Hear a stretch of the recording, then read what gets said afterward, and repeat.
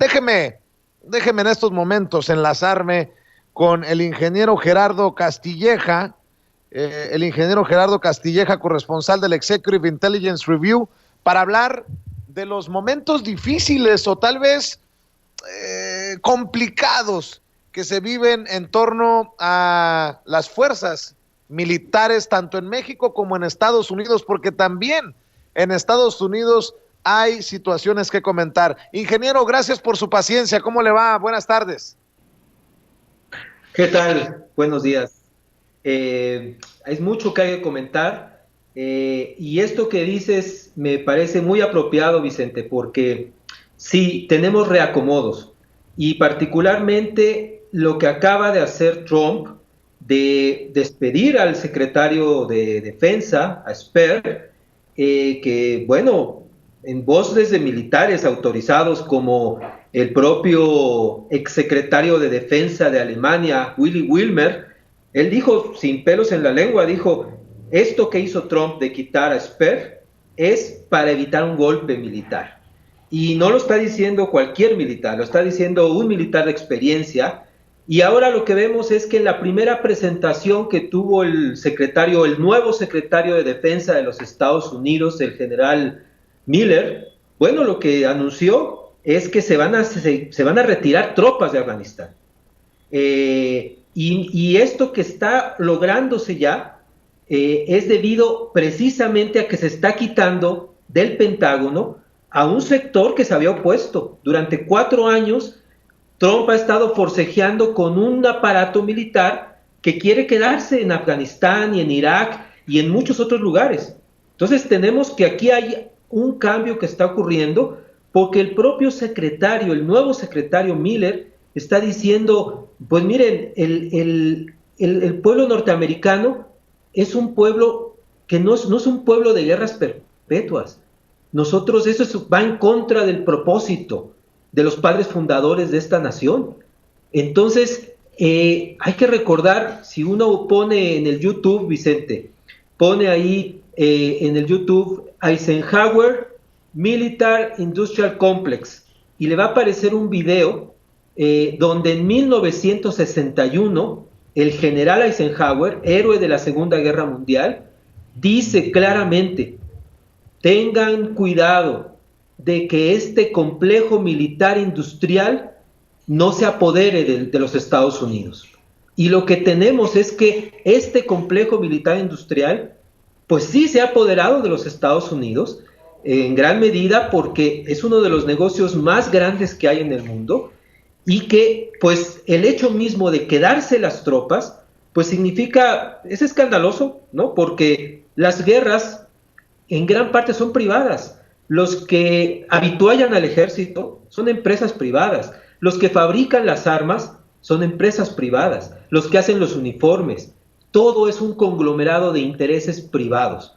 Claro, por eso es que Trump, desde que comenzó su presidencia, empezó a decir, oye, pues a mí no me gustan las guerras, pero yo sí sé a quién le gustan.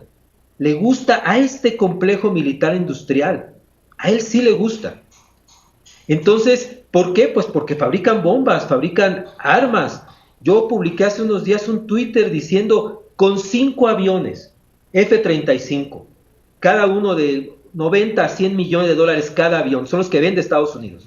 Con 5 aviones hubiera sido suficiente para detener la plaga de langostas que ataca y sigue destruyendo regiones enteras, vastas regiones de cultivo de granos en sureste de Asia, en África, en las zonas más pobres, en Etiopía. Basta con eso para darnos cuenta de esta tremenda operación. Y yo creo que esto nos debe poner para pensar, Vicente, que hay un cambio y hay republicanos también que se oponen y que sacaron declaraciones ayer diciendo, realmente alarmados, diciendo, esto que está haciendo Trump y que le están obedeciendo los altos mandos militares, va a ser igual, retirar las tropas, va a ser igual de humillante que cuando Estados Unidos perdió la guerra en Vietnam en 75 y tuvimos que salir con la cola entre las patas. Y nuestros socios en Afganistán se van a sentir desprotegidos. ¿Por qué ese lenguaje? Porque es un gran negocio la guerra, la muerte es un negocio. Entonces, yo quería dar este contexto así inicial para que se vea por qué Trump está pudiendo hacer estos retiro de tropas precisamente porque movió a este conjunto de este grupo de militares, pues que estaba de acuerdo con el complejo militar industrial. Y entonces uno puede poner esto en contexto, Vicente.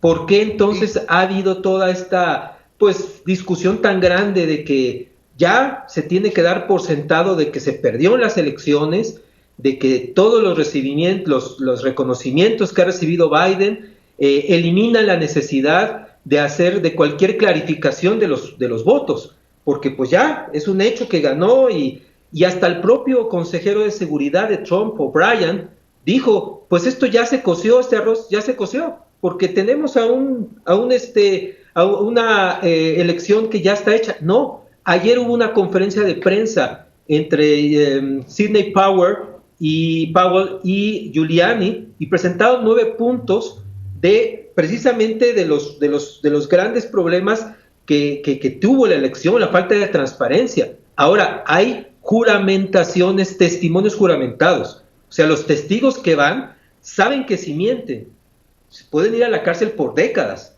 porque una testificación juramentada es muy grave. Entonces, la gente que está testificando que pues fue testigo de fraude, de que se contaron los votos equivocadamente, se metieron a la máquina 2 veces, no llevaban los sellos, esta gente está testificando. Entonces, bueno, se están reuniendo las pruebas de lo que prometió el equipo legal, lo estamos reuniendo. No es fácil que apenas llevamos 17 días de la elección y tenemos apenas una semana para demostrar que hubo un proceso sistemático de falta de transparencia. Así que yo diría que en contexto, Vicente, tenemos que ver lo que está moviéndose en el gobierno de Estados Unidos y por qué se quisiera que llegara un nuevo aparato de gobierno de acuerdo con esta agenda del complejo militar industrial. Yo creo que por ahí tendríamos que verlo. ¿Hay algunas coincidencias con México en este sentido, en términos militares? El poder militar, el poder político, ingeniero. Sí, yo creo que sí. El tema es muy delicado. Yo creo que hay que investigar mucho más.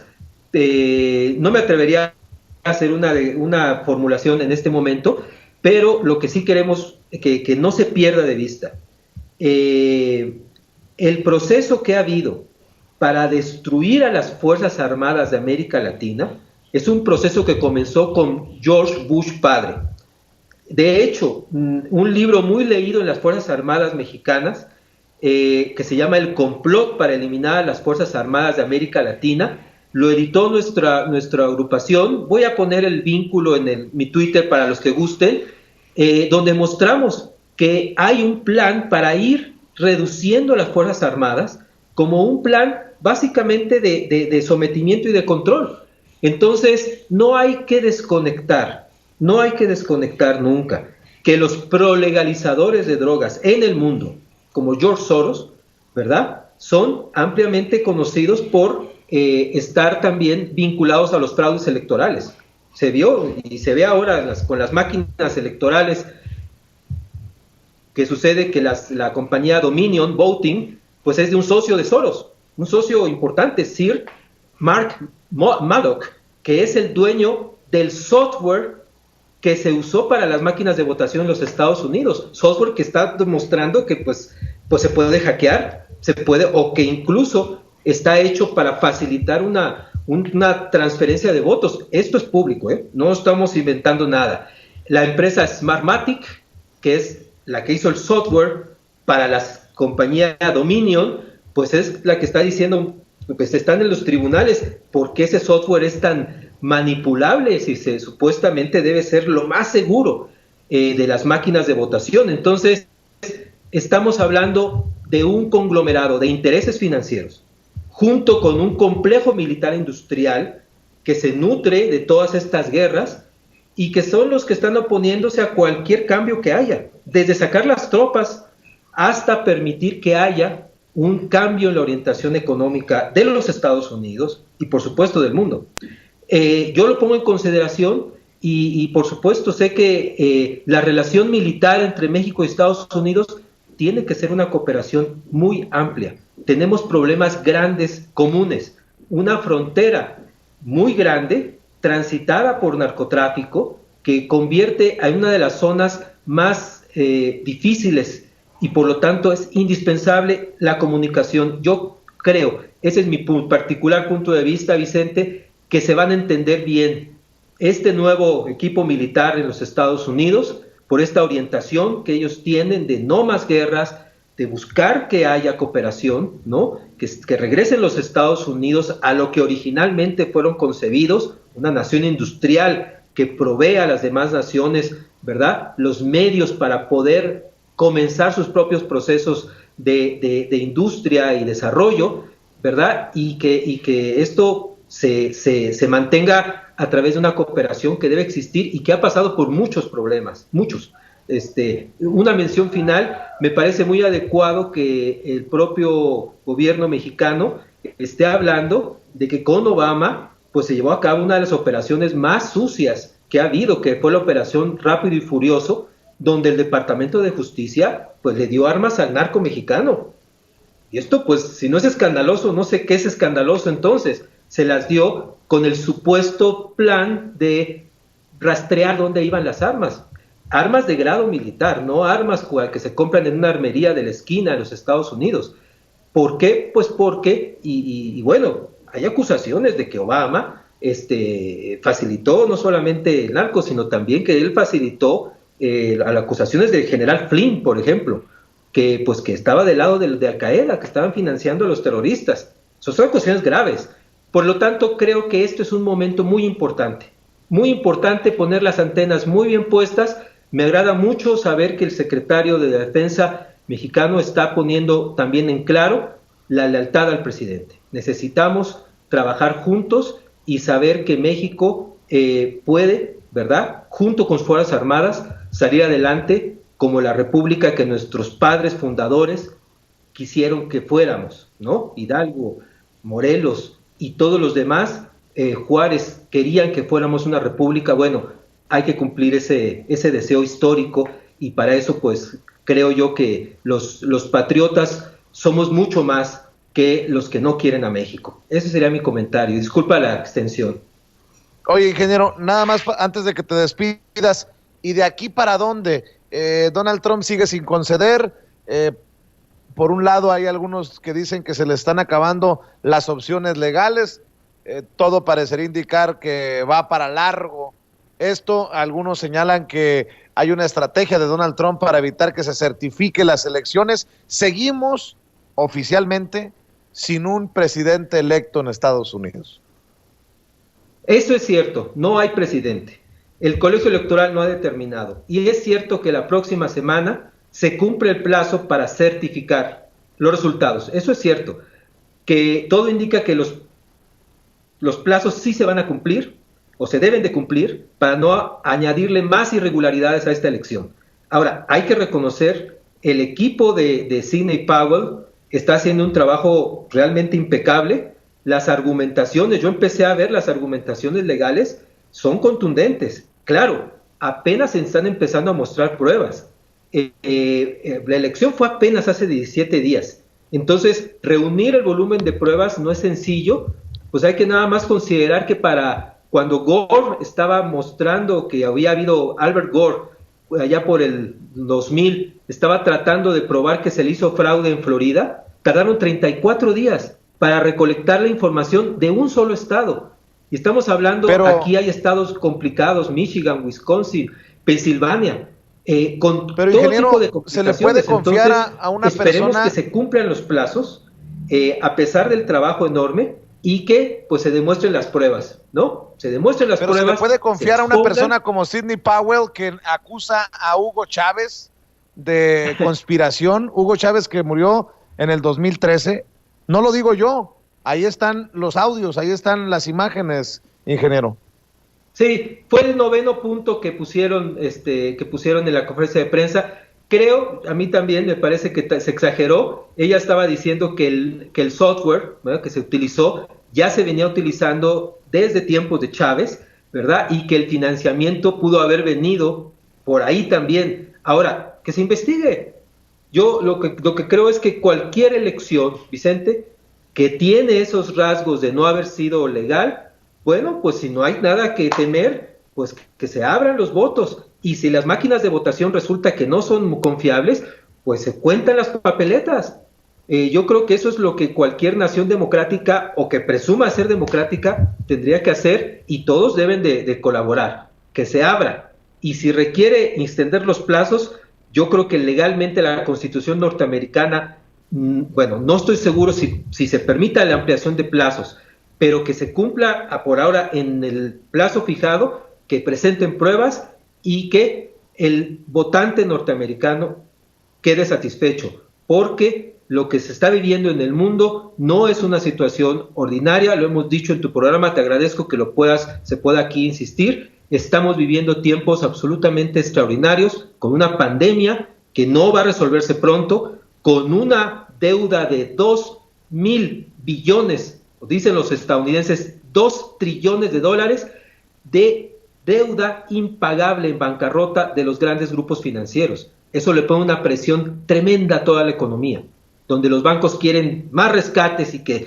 se jalen los presupuestos y que se imprima dinero para que ellos sigan en esa estructura de especulación, castigando las economías. No son tiempos sencillos, no son tiempos ordinarios. Por eso tampoco necesitamos que haya argumentos ordinarios. Tenemos que ser muy creativos para echar a andar otra vez la economía mundial basado en la cooperación. Trump no puede solo, nadie puede solo. Pero ¿qué tal una alianza de países? China, Rusia y los Estados Unidos cooperando por un nuevo sistema financiero. ¿Quién puede contra ellos?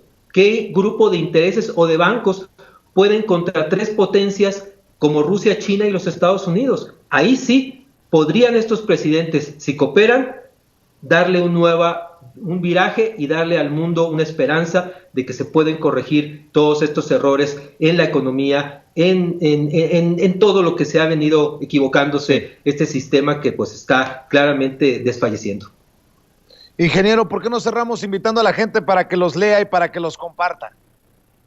Claro, ahí pueden poner en el Twitter, estoy subiendo constantemente este libro del complot, vale la pena que lo conozcan, fue un bestseller en las Fuerzas Armadas. De hecho, el Ejército Mexicano publicó una edición para el oficial mexicano, muy importante, se llama El complot para eliminar a las Fuerzas Armadas de América Latina. Lo voy a poner y ahí está nuestra página web también para que nos sigan, y próximamente voy a poner el Facebook. Muy bien, pues le agradezco, ingeniero Gerardo Castilleja, por acompañarnos en Sin Censura, y nos vemos muy pronto por acá. Muchas gracias, Vicente, un placer. Hasta luego. Cuídese, ingeniero.